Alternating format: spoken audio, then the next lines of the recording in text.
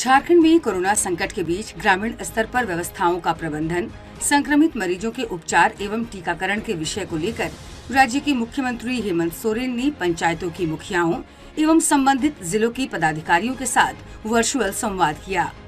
इस वर्चुअल बैठक में शामिल कई मुखियाओं एवं अधिकारियों ने कोरोना से बचाव के उपाय एवं अस्पतालों में सुविधाओं को लेकर उत्पन्न समस्याओं से मुख्यमंत्री को अवगत कराया।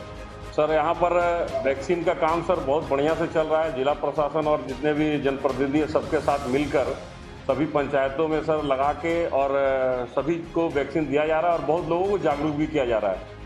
और सर एक बात सर को पास रखना, अभी पहले भी हम डॉक्टर साहब के पास रखे हैं सर, कि सर अगले बार सर के हिसाब से बनाया गया था, सभी पंचायत मंडप में सर बेड लगाया गया था। वो बेड सर अभी भी है।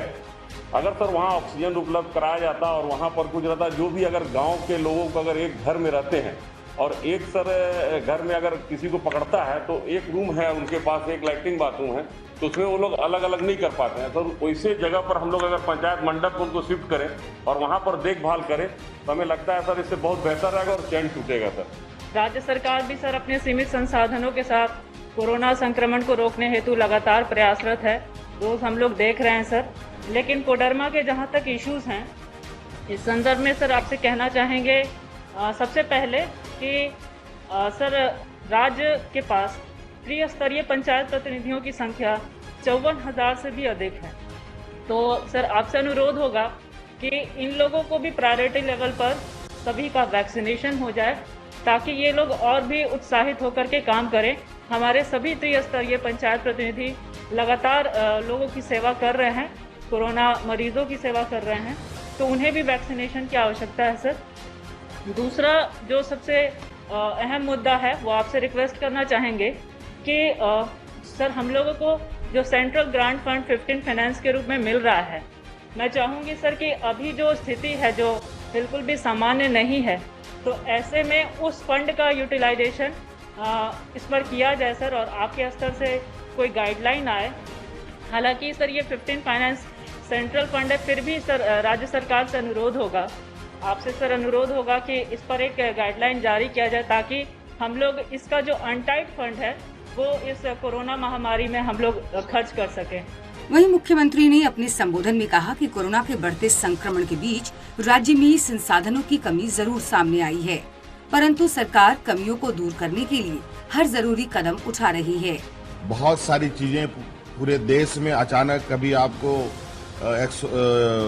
वो ऑक्सीमीटर की कमियां आपको नजर आएंगी, कभी ऑक्सीजन की कमी नजर आएंगी, कभी दवा की कमी नजर आएंगी। ये बात बिल्कुल आपका ये चिंता जायज है, लेकिन हमारी पूरी प्रयास है और हमारा पूरा जोर लगा हुआ है। दिन रात हमारे पूरे सरकारी महकमे काम में लगी हैं, मैं भी लगा हुआ हूं और हम दवा, ऑक्सीमीटर, ऑक्सीजन, वेंटिलेटर, इन सभी की उपलब्धता के साथ इन सब चीज को संचालित करने के लिए मानव संसाधन की जो आवश्यकता हमें पड़ेगी इस सबको चलाने के लिए, उसको भी हम सुनिश्चित करने की कवायद में लगे हैं। मुख्यमंत्री ने ये भी कहा कि सरकार पूरी ताकत से संसाधन जुटाने में लगी है। कोविड सर्किट बनाने से भी अच्छे परिणाम सामने आ रहे हैं। राज्य में और भी नए कोविड सर्किट बनाए जाएंगे। वहीं सीएम ने दवाओं की कालाबाजारी पर अंकुश लगाने की भी बात कही।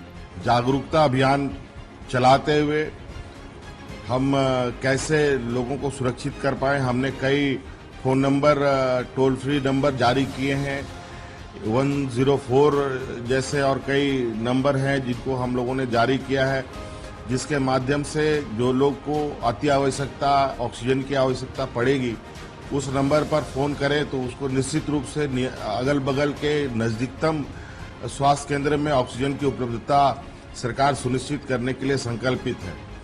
अभी जो हम लोगों ने कोविड सर्किट बनाया है, पहले हम लोगों ने दक्षिणी छोटानागपुर और कोल्हान क्षेत्र में ये सर्किट, कोविड सर्किट बनाया था और संचालन किया और इसका बहुत अच्छा फलाफल मिला और ये अब धीरे धीरे आज धनबाद में भी कोविड सर्किट संचालित हो गया है। अब संथाल परगना की तरफ के लिए भी कोविड सर्किट और पलामू प्रमंडल के लिए भी कोविड सर्किट का एक मैपिंग किया जा रहा है, जहां लोग जो अफरा तफरी की स्थिति है वो लोगों में ना हो, और दवा की लगातार मॉनिटरिंग की जा रही है। और जो लोग कालाबाजारी भी कर रहे हैं उन लोग को भी धरपकड़ बहुत तेजी से चल रही है। हमने कई लोगों को अभी जेल भेजा है जो दवाओं की कालाबाजारी कर रहे थे।